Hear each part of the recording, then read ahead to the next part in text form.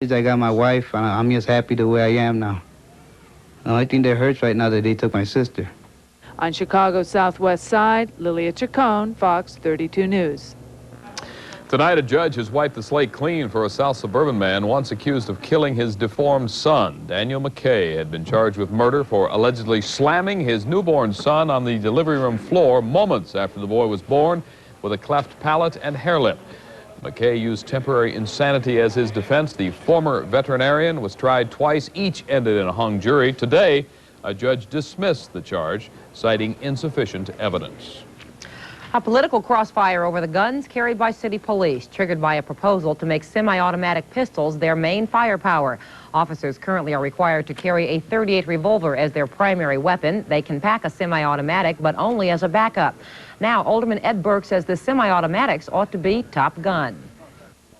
There are a lot of police officers that feel they're being outgunned by the dope dealers and the gangbangers who have been able to obtain through illicit means some of the most sophisticated weaponry available. But Police Superintendent Leroy Martin thinks Burke's plan is overkill. He says that Chicago officers have plenty of firepower. There has been no case where my officers have died because they've been outgunned.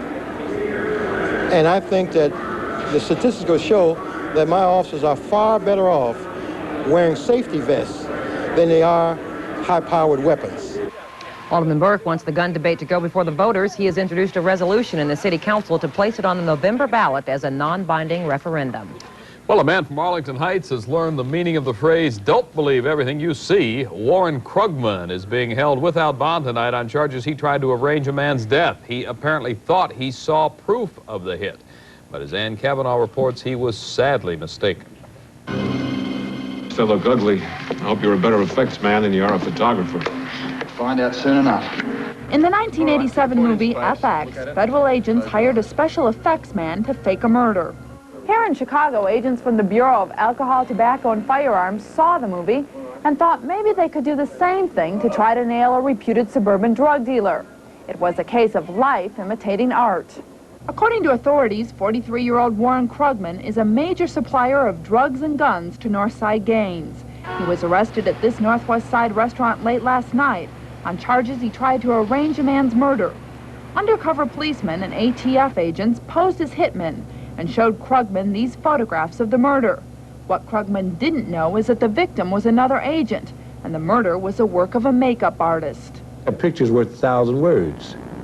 And the picture to him was, I've gotten this guy eliminated, so here's your reward. And gun and cocaine.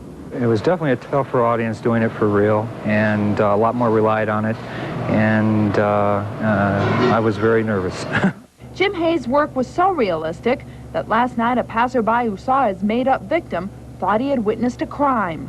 Some passerbys saw the gentleman in the trunk not moving, saw the blood all over, saw us taking pictures, and called the local police and informed them of the possible mishap. When authorities informed Krugman he'd been had, he was shocked. He couldn't believe that he was that naive. Jim Hayes says he likes this crime-fighting stuff. I'm happy it helped put a bad guy away. Ann Kavanagh, Fox 32 News. A group of West Siders took to the streets tonight to drive pimps and prostitutes out of their neighborhood. Why the fuss over prostitution, which some people consider a victimless crime? Well, as Al Waters tells us, protesters claim there is a direct link between hookers and pushers. They will have to find them a new location. They will have to find them a new occupation. These marchers from the North Lawndale neighborhood have had enough. Many told us